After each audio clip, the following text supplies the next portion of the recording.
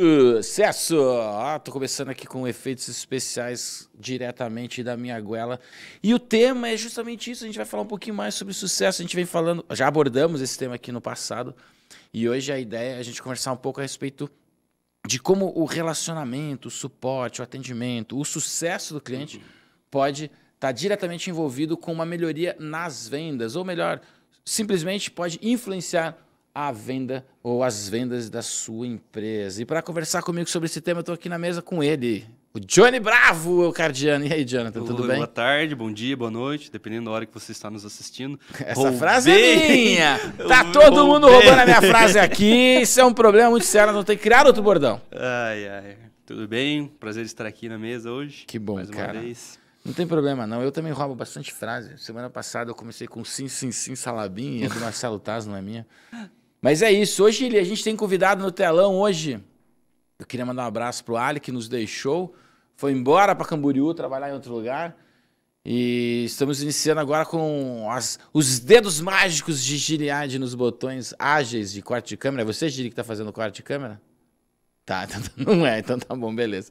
A gente dá os devidos créditos. Na hora que terminar o podcast, tem que falar pro Felipe subir o crédito com a fala de vocês. Agradecimento Estúdios da TV Fag e tudo mais, coisas que a gente não vem fazendo. Isso é uma falha técnica da nossa equipe, hein? Temos que reconhecer. E eu tenho que parar de gritar, né? Você já estava me ouvindo.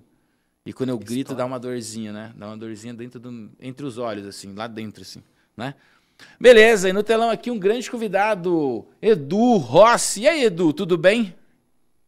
Fala, Ale, tudo bom e você? Tudo Fala aí, pessoal. tranquilo, graças a Deus. Cara, a gente começa sempre aqui perguntando para o nosso convidado quem é você na fila do embarque. O Edu, que em breve está embarcando para conhecer Cascavel de perto, né?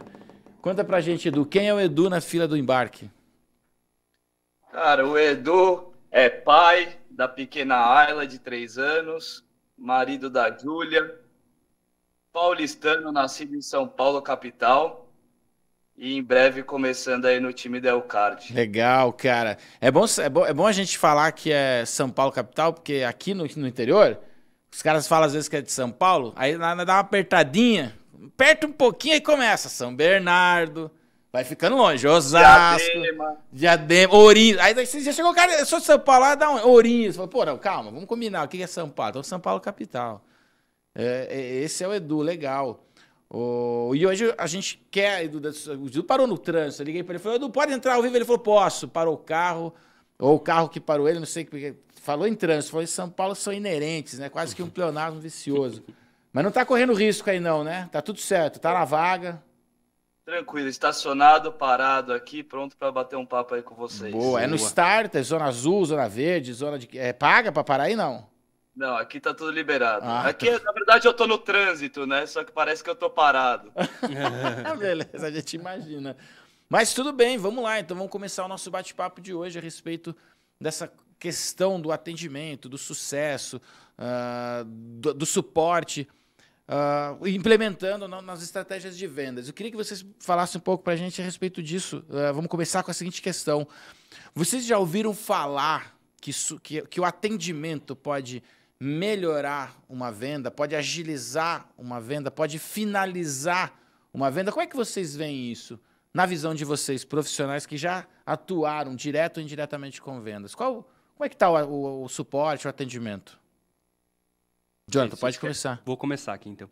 Com certeza, Ali, pode e ajuda muito em vários tipos de venda, porque cada venda tem sua cadência. Se você está falando de um produto onde o esforço de consumo, o esforço de compra é maior, com certeza, para o cliente que está do outro lado, ver que existe ali, não só o momento da compra, mas um pós-vendas, assim dizemos, existe toda uma estrutura para atender ele, com certeza você facilita muito mais a vinda desse cliente para a tua base. Legal, isso é muito. Eu vejo isso diariamente em vários projetos, né? Que a gente lê, não só os que a gente toca, mas os que a gente lê. Edu, o que você acha aí? Faz parte da tua rotina ver esse tipo de projeto? Ver o atendimento, o suporte, o relacionamento fortalecendo o processo de venda?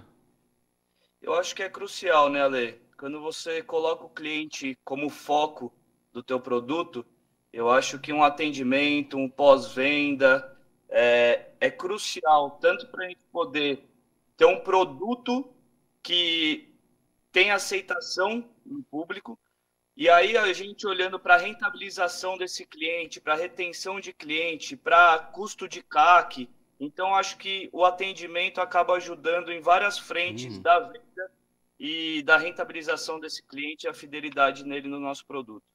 Legal, cara. Eu queria puxar, Jonathan, lá atrás, no seu histórico, você tinha um e-commerce no passado, né? Uhum. Como é, o teu e-commerce era de moda, né? Era moda masculina. Como é que era para você vender um produto quando o cara não tinha certeza do que ele queria, se ele fechava, rolava essa coisa do atendimento, do papo, fortalecer esse processo de venda? Com certeza. Quando era presencial, esse processo ele era um pouco mais simples, né? Pois a pessoa podia experimentar, por exemplo, ele vinha com a vontade de querer algo, mas não saber o quê. Então a gente colocava os nossos produtos e, como uma espécie de venda consultiva, ele ia testando até o ponto que ele falasse: é isso, quero esse cordão, quero esse cinto. Quando você está online, você não tem, né? A prova. A prova, exatamente. O que você vai ter são a prova social, que são fotos, que são Comentários dos outros, modelos usando, que aí vem o reforço, por exemplo, uma estratégia de marketing com reforço de influências digitais. Essa é a questão. Não sei se eu respondi a sua pergunta. Não, é isso mesmo, é isso mesmo. Porque a gente tem aqui, ó, até agora eu vou passar a bola para o Edu para ele falar com relação a B2B, Edu. De repente, porque a gente falou aqui de consumo, né? Então, um produto que eu experimento e vejo como ficou, e aí converso com o vendedor, aí tem todo aquele tete-a-tete presencial. No e-commerce é um pouco mais diferente, é um pouco mais frio. Você não tem aquele contato, né? Você tem que usar de atributos para ajudar. Frases de efeito, exatamente, gatilhos copy, mentais. Edu, e no B2B, você tem... você vê esse tipo de coisa no B2B? Ou, de repente, numa venda de ferramenta, de software, o que você acha que acontece? Como é que você vê essa parte sem ser no produto, na prova, onde o cara se experimenta no corpo? Eu acho que no B2B é ainda mais importante essa parte de atendimento e de relacionamento. Uma vez que eu acho que é uma venda muito mais morosa, não é uma venda de impacto, né? Então, uma vez que a gente tem essa parte de relacionamento com o cliente, essa conexão que a gente cria com o cliente, a gente tende a ter um cliente mais feliz, automaticamente um cliente que vai rentabilizar mais e que vai ficar na nossa base por muito mais tempo. E automaticamente ele vai indicar esse nosso produto para outras pessoas. Então, eu vejo que no B2B é crucial todas essas etapas aí da venda. Olha que legal, né? Eu tenho um exemplo aqui de uma história de um conhecido meu que ele fala: pô, foi muito difícil eu mudar a cabeça do time lá da minha empresa, era uma rede de supermercados, onde a gente tinha o suporte e a gente migrou para um sucesso. Quase 10 anos de estruturação para iniciar o projeto de sucesso do cliente. O que vocês acham que diferencia de um atendimento suporte, algo mais comum, mais corriqueiro, receptivo, né? De um sucesso do cliente, que é algo mais contemporâneo, algo super recente, um conceito ainda não conhecido por tantos empresários? Exatamente. O que vocês acham que pode ser o diferencial dessa migração? O que caracteriza um sucesso do cliente? Olha, na minha visão, o sucesso do cliente ele vai muito da proatividade. Você sentir o cliente, você ter os seus dados, você ter as suas métricas para você não só esperar o contato receptivo dele, mas você ter um contrato proativo para que você consiga constantemente estar entendendo qual é a dor dele, entendendo qual que é o fit dele com você. Isso tem, como o Eduardo falou, né, tem aqueles dados de CAC, LTV, que você avalia isso num contexto geral, que como só pensando em suporte você não consegue ter essas métricas, né? Pois é. Você falou uma coisa interessante, métricas. Que tipo de métricas? Quais são os indicadores? O que vocês acham que faz parte do... Então, por exemplo, vamos lá. A gente está com o empresário assistindo, ele falou, pô, o Jonathan falou sobre produto de consumo, bens de consumo, como roupa, questões nesse sentido. O Edu falou um pouco sobre a questão do B2B, onde não tem tanto a prova, né? Tudo bem que pode ter um software que você dá um freemium para o cara, né? Você dá para ele testar um pouco, para ele ficar dependendo do seu produto, atende bem. Beleza, aí eu vou migrar para o sucesso do cliente. Dentre tantos conceitos que possam ser embarcados, a gente tem a métrica, indicadores.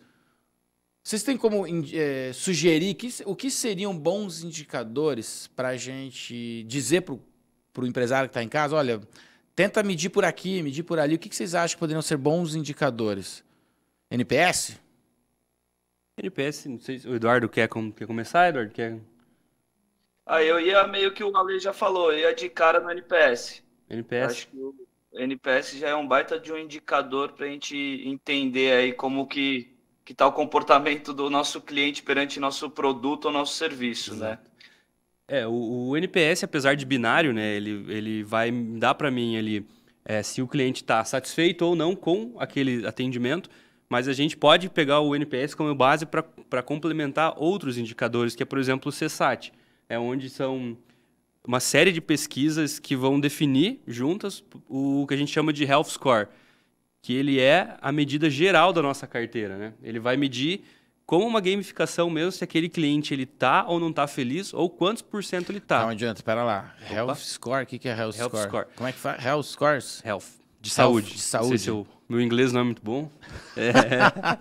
Mas ele é essa medida. Você vai pegar alguns indicadores ou alguns playbooks, né? Algumas questões de algumas regras que a gente faz juntos para definir isso. Uhum. Quando se fala em sucesso do cliente, ele é um dos principais indicadores gerais, né? Assim como o LTV que o Eduardo trouxe antes também. CAC. Então, esse Health Score também, respondendo a sua pergunta, eu acredito que ele é um dos mais importantes para conseguir mensurar, né? A questão da carteira, individualmente, cada cliente. Eu acho legal a gente tocar nesses pontos, porque às vezes a gente fica pensando, ou melhor, às vezes a pessoa que está iniciando nesse mapeamento, ela fica pensando que existem muitos degraus, muitas barreiras para eu absorver um rastreamento de qualidade, ou melhor, um rastreamento de aperfeiçoamento, né? Uhum. Números, métricas, indicadores que nos levam à perfeição, a melhorias e a ganhos, financeiros principalmente. Mas não, nem sempre é um balaio de gato, nem sempre é um baú de coisas, às vezes é muito mais simples do que a gente pode imaginar. Eu lembro que quando a gente iniciou o projeto de sucesso do cliente Neocard, o primeiro modelo de NPS que a gente absorveu era muito simples. Sim. Hoje, a gente tem um pouquinho mais de critério, né? Existem plataformas praticamente prontas. SurveyMonkey, se eu não me engano, é uma plataforma que tem já todo um critério de NPS para ser utilizado. Bom, obviamente que as ferramentas de atendimento, né? Os desks da vida, Movidesk, Zorodesk, tantos desks por aí afora também trazem uma forma de você medir o NPS, mas a grande sacada é o que eu faço com isso, né? Jonathan, o que você pode enriquecer nesse sentido? Se você tivesse total controle de um NPS ou de qualquer indicador de sucesso, né, de atendimento, de relacionamento, na época do seu e-commerce, o que você acha que você poderia ter mudado, ter feito diferente, olhando os resultados desses indicadores? Já parou para pensar nisso? Já parei. E eu tive essa resposta um pouco tardia. Na época do meu e-commerce, eu consegui ter essa resposta conversando com alguns clientes, né? Que eles simplesmente falaram assim, teu produto era muito bom, era muito legal, eu adorava, só que você não lançava novidades suficiente. Ou seja, eu não conseguia acompanhar o mercado do fast fashion, lançando semanalmente ou a cada mês. Então, eu fui descobrir, se tivesse o NPS, eu conseguiria ter descoberto isso antes. Uhum. Eu esperava, às vezes, 6 meses para lançar um produto, porque eu não tinha caixa suficiente para lançar, não conseguia comprar com tanta assertividade. Eu acredito, respondendo a sua pergunta, que eu teria mudado isso. Mas Claro, moda é complicado, né, cara? tem uma série de variáveis, mas se você consegue medir certinho, conhecer teu público, independente do segmento, se você conhece teu público, você é mais assertivo em toda a sua estratégia, né? Legal. No mercado financeiro, Edu, você vê que também tem essas premissas ou você acha que pode ser um outro viés a ser seguido? O que você imagina? Porque eu estava criticando, estava dizendo aqui para o Jonathan que eu acho que moda é puxado, né? Você ter coleção, hoje está muito em voga as lives de venda. Sim, os leilões de live. Social sell, né? Social selling, tem leilões, tem muita coisa acontecendo. Uhum. Quando a gente migra para o mercado B2B, de tecnologia, o que você acha? Você acha que tá mais mapeado? Tá menos mapeado? É mais mais rápido? Mais efêmero? Como você vê isso? Então, eu acho, Ale, que assim como o Jonathan falou, o CSAT é muito importante para a gente, que acaba sendo um retorno imediato do cliente, né? Que é aquela pesquisinha após desligar o telefone, por exemplo. Uhum. Então, a gente tem um retorno rápido, imediato, de impacto do que o cliente está falando sobre o seu produto ou sobre o seu atendimento. Mas eu acho que no B2B a gente olha muito também para indicadores de pós-venda, né? Então, por exemplo, uma ativação, se ela foi uma ativação qualificada, em quanto tempo ela aconteceu ou não, regiões dessas ativações, então a gente olha público por região, por segmentação, por ramo de atividade, depois a gente vai olhar da ativação. Vocês estão me ouvindo bem? Estamos ouvindo sim. Boa. Então, assim, eu vejo como os indicadores pós-venda, então, de comportamento, de performance do cliente, nos traz muito insumo também para a gente entender um pouco o nosso cliente, entender regiões que a gente atua bem, ramos de atividade que a gente sabe atuar. Então, eu iria numa mistura de CSAT, NPS e indicadores operacionais para tentar entender nosso cliente. Legal, cara, bacana. Ô, Edu, se eu descobrir depois que você é sócio da Perfect Law ali no fundo e tá ganhando comissionamento pela publicidade, nós vamos conversar, viu? Porque esse cara vai ficar famoso, é a garagem do fundo. Tô buscando comissão. E agora vamos sair da nossa roupagem de profissionais da venda, vamos olhar a gente como pais, como filhos, como consumidor. Como que você gosta de ter o que a gente está tratando aqui do outro lado do balcão? Você se lembra de algum case, alguma situação, alguma vez que você esteve do lado de quem recebeu esse atendimento, com esse relacionamento, e isso fez você tomar uma decisão ou fez você voltar como se fosse um pós-venda? Vocês lembram de estar do lado de cá do balcão em algum momento?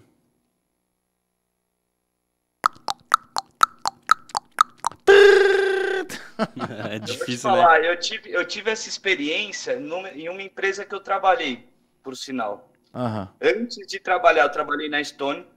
Antes de trabalhar na Stone, eu era cliente deles como comerciante. Uhum. E eu precisei de uma troca de máquina em alta temporada. Então, eu tinha um comércio, para que todos saibam, eu tinha um comércio do ramo alimentício no litoral paulista. E quando bomba é no verão. E quando dá problema na maquininha também é no verão. E eu precisei de uma troca de máquina perto do Réveillon. Eu tive um atendimento por conta deles impressionante, o atendimento telefônico. E a máquina estava em menos de 1 hora no meu comércio, funcionando, maravilha. Acabei quase não perdendo vendas, isso não me impactou. E depois que eu pude trabalhar lá dentro da Stone, eu vi como eles prezam esse atendimento e principalmente esse atendimento telefônico. Eles têm assim uma das melhores médias primeiro de tempo de atendimento. Eles atendem coisa de 3, 4 segundos, não é via robô, é uma pessoa mesmo te atendendo. E eles têm uma resolução do seu problema em uma primeira ligação de 96%. Caramba. Ou seja, aquela pessoa que está lá atrás no telefone, ela é extremamente capacitada em resolver o problema em uma primeira ligação. Então, isso me surpreendeu como cliente, depois lá dentro, vendo como que funciona essa operação. Isso é maravilhoso. Sem saber, sem combinar nada, você deixou a bola pingando. Jonathan, fala um pouco sobre isso que o Eduardo acabou de dizer como cliente dentro da Elcard. Como é que foi esse desenvolvimento? Como é que a gente chama isso lá? Lá a gente chama ele, nós chamamos ali internamente de atendimento N1. O agente que pegou esse problema, ele tem a capacidade para resolver. É fácil de montar esse troço? Não foi fácil, mas a gente conseguiu. Não é fácil. Não foi fácil. Ali na história, o Edu falou 96%, a gente está com quantos por cento de resolução no N1? Hoje eu não saberia te dizer exato, mas a gente está com, eu diria ali uns 80% dos nossos casos a gente está conseguindo resolver sem precisar se prolongar, transferir ou se prolongar. Transferir hoje a gente quase chega a 99%, vou dizer assim. Algumas raras exceções que a gente transfere, né? Mas se prolongar para um segundo ou para aquela mensagem, um momento que eu vou ver com o setor responsável. A gente está quase extinguindo essa mensagem, tanto pela proximidade dos demais setores, né, na parte do sucesso, quanto pela capacidade dos nossos agentes. Eles estão entendendo de Elcard, estão entendendo de cartões, estão entendendo de outros produtos que nós temos também. Mas são meses que a gente vem trabalhando, vem colocando o pessoal em treinamento, vem dando projeto de melhoria para eles e, graças a Deus, estamos conseguindo. Não, isso é legal, cara, porque a gente chama para nós a responsabilidade, a empatia de saber o que o outro precisa. Exatamente. Né? Eu tenho um exemplo muito recente do supermercado aqui da região, que você tem lá, sei lá, 10 checkouts, 10 caixas, né? E aí você é bem atendido em um, a hora que você vai passar as compras no dia seguinte, você bate o olho e você fala, putz, vamos ali que aquele cara ali, aquela menina ali é legal. E o inverso também, não, desvia daquilo, nem ali é lento, desvia aquele ali não é legal. Então isso é muito comum. O checkout do supermercado, o caixa do supermercado, ele é uma esponja de oportunidades, porque se o cliente critica, ele critica ali, se o cliente elogia, ele elogia ali. Então, eu já vivenciei muitas situações lá de cá do balcão. É aquela coisa, né? É aquele funcionário que no caixa dá problema, ele já aperta o botãozinho e fica parado te olhando, você nem sabe o que está acontecendo. Ou é aquele que ele já começa a conversar, já fala, não, vou resolver. Já sai, já pega a máquina, já vem, já resolve para você. Agiliza e você fala, essa pessoa é... Gostei. É legal, eu falo... Se a gente for pensar... Desculpa, pode falar, se pode falar. Se a gente for pensar no sucesso do cliente, né, relação com vendas, etc., que a gente estava batendo papo sobre isso, esse atendimento N1 é o que vai fazer um cliente performar com a gente, é o que vai fazer a redução do CAC, é o que vai fazer o maior LTV. É o sucesso do nosso cliente, né? Então, por exemplo, igual você estava falando, às vezes a pessoa do caixa, ela é uma esponja de informações, mas ela tem ideia que ela faz parte desse ciclo de vendas, né? Você vai ligar no dentista e vai marcar uma consulta. Aquela pessoa que está te dando o primeiro alô, será que ela tem noção que ela está começando um processo de vendas, né? Porque o cliente, se a pessoa atende o telefone, alô, com aquela voz de saco cheio, né? Alô, e não sabe te direcionar para o caminho certo, ou não tem a voz da alegria, né? Que é muito falado também no mercado. Uhum. Cara, ali começou um processo de venda, né? E muitas empresas deixam isso morrer. Um primeiro atendimento ou um atendimento pós-venda ser considerado uma primeira etapa de vendas, acho que tem tudo a ver. Nossa, sensacional, cara, que você falou, porque realmente, às vezes o cara do caixa do mercado, ele faz por instinto, e não porque ele está sendo treinado a isso. Ele não faz ideia que ele pertence a um ciclo de vendas, que ele precisa estar preparado. Puta, tem um negócio, tem uma cena na minha cabeça. Eu estava numa padaria, tá ligado a Rua da Calunga que vai dar na Ponte Morumbi? Sei sim. Então, eu tava descendo ali, ou ao contrário, né? Indo como direção bairro, direção 23. Ao Palácio do Governo, não, ao contrário. Não, ao contrário, indo para Washington Luiz. Tá. Tem uma padaria bem famosa ali no Brooklyn, não sei se ali ainda é Brooklyn, ou se é Brooklyn Paulista, qualquer coisa que seja. E eu me lembro muito que eu tava naquela padaria e tinha 2 repositores de goiabada no balcão, assim. Um colocando a goiabada virada para cima e o preço para baixo. E aí chegou um outro, que era mais velho, e falou, você tá fazendo errado, o cliente quer olhar o preço. E começou a desvirar as goiabadas. Aí o menino mais novo assim, olha, eu acho que não, acho que o cliente quer olhar o produto. Se ele gostar do que ele vê, ele não vai nem se importar com o preço. Nossa, eu quase contratei o cara. Eu falei, quanto você quer pra vir trabalhar pra mim? Eu falei, dá vontade, olha... né? Quando você vai num lugar, você é bem entendido, você fica, nossa, eu vou pedir o telefone dessa pessoa. Mas eu não vou pedir. Sensacional. Olha a visão do cara e assim, experiência de balcão. Você acha que o cara... Era uma época onde não tinha tanto treinamento, mentoria, consultoria. Não era um produto tão forte que nem é hoje, né? Hotmart e tudo mais, você tem um monte de treinamento, Udemy e assim por diante. Eu falei, cara, olha a experiência de balcão desse menino. A visão dele, não. O cliente, a primeira mordida é com os olhos. Vira que o cliente gosta de ver o produto. Food porn. Porque nem todas as goiabadas estavam iguais, porque eles fazem um grandão, cortam em vários quadradinhos, vai embalando um por um, pesa e põe a etiqueta. Só que como a etiqueta tem o mapa calórico, tudo, tem um monte de coisa, informação, né? Ele tampa, quase o quadrado inteiro era tampado pela etiqueta e no final o preço. Cara, vira. O cliente bateu o olho. Pegou a goiaba. Já deu aquela vontade. Olha o gordinho falando. Já deu vontade de morder. O que ele faz? Ele leva. Ele vai ver o preço lá no caixa. Aí ele fica com vergonha de devolver e acaba levando. Entendeu? Na hora que ele vê que é caro, ele fala, não, agora ou ele vai pegar, ele vai ver, já ganhou. Ele sabe que ele quer goiaba. Dentre as goiabas dele, vai pegar o preço mais barato. Isso, mas ele vai levar, cara, porque ele já cara, comprou o produto pela... Você está me descrevendo quando eu vou comprar queijo. Exatamente. Fragmentado, lá como fala, fracionado. Você olhou e fala, quero. Eu vou levar um queijinho. Aí você começa a ver qual é mais barato. Salada de fruta. Hoje as frutas fracionadas, você olha aquela salada e fala, rapaz, tá bonita. Agora deixa eu ver qual que pesou menos. Exatamente. Os pobres falam, ai, meu Deus do céu. Não, mas é mais ou menos por aí. A gente tá falando aqui, a sensação que a gente carrega para tomar o poder de decisão de compra, né? Para tomar a decisão de compra. E com base no quê? Com base a ouvir, com base em experiência, com base em inteligência de mercado. E eu acho que no atendimento, quando vocês falam de LTV, CAC, esse monte de sigla interessante, que no episódio passado a gente até comentou um pouco sobre cada um deles, eu acho super inteligente observar a evolução disso. Então, por exemplo, o LTV, né? Quanto de dinheiro, eu costumo dizer que o LTV é o quanto de dinheiro eu consigo tirar várias vezes do mesmo cliente ao longo do tempo que ele ficou na minha base, né? Lifetime value. Então, o que eu penso? Pô, cara, se eu sacar o que esse cara precisa antes dele precisar, ele vai deixar mais dinheiros comigo, né? Ele vai, se é uma loja de produto, ele vai levar a meia também, né? Porque tem aquela coisa, entrei na loja e falei, eu queria um tênis, tá aqui o tênis. Você vendeu ou você tirou um pedido? Não, desculpa, você tirou um pedido, você não vendeu nada. Agora, se você conseguiu entender através de relacionamento, através do teu atendimento, se uma meia não fazia parte dos planos dele e ele acabou levando, opa, você vendeu a meia. Se ele é corredor, se ele é um novo corredor, se ele é um esportista esporádico. Putz, isso é um negócio super legal. Em São Paulo tem muito shopping, não sei se ainda tem, que lojas os caras tinham assim, o teste da tua pisada, se é pronada, se é supinada. Quando foi o boom das corridas de rua, você tá fazendo quanto? Primeira pergunta. Você tá fazendo quanto? Eu falei, meu filho, deixa eu te falar que eu comecei agora. Eu tô indo a pé até a academia, já tá bom, né? Mas tem toda essa coisa. E isso, o cara vai montando na cabeça dele, ele vai dando check num script e ele vai chegando num aumento do ticket no final da experiência, né?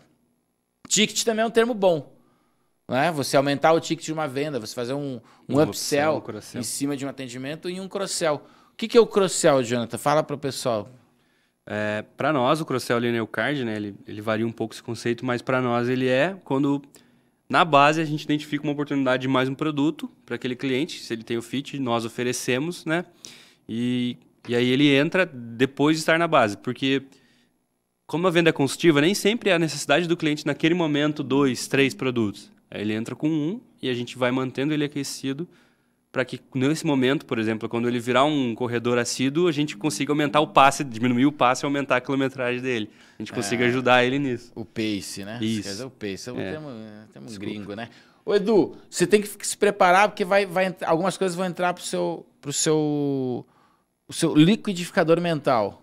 A gente costuma mudar conceitos, adaptar conceitos, mexer com a cabeça de quem entra. Eu e o Jonathan tivemos uma treta há um tempo atrás. Lembra disso, Jonathan? Quando a gente começou a chegar... O que é um cross-sell pra gente, dentro da Eucard? O que era um cross-sell e o que é um upsell? Porque a gente pega na literatura um cross-sell... quando o cara entra e leva um tênis, você empurra uma meia. Fez um upsell. Quando o cara entra e leva um tênis, 2 meses depois ele vem buscar outro cadarço. Opa, fez um cross-sell, sei lá. Para dentro da Eucard, a gente mudou um monte de coisa, tá? Então você tem que estar preparado para abrir essa mente, porque vai entrar bastante coisa aí. Mas o que você entende hoje pela vantagem e desvantagem de ter um bom atendimento para chegar num cross-sell? Eu acho que a vantagem de um bom atendimento é você ter informação do cliente, né? Nada mais como dados, a Big Data. Eu acho que a partir da hora que você tem informações do cliente, você consegue entregar produtos que tenham relevância para ele.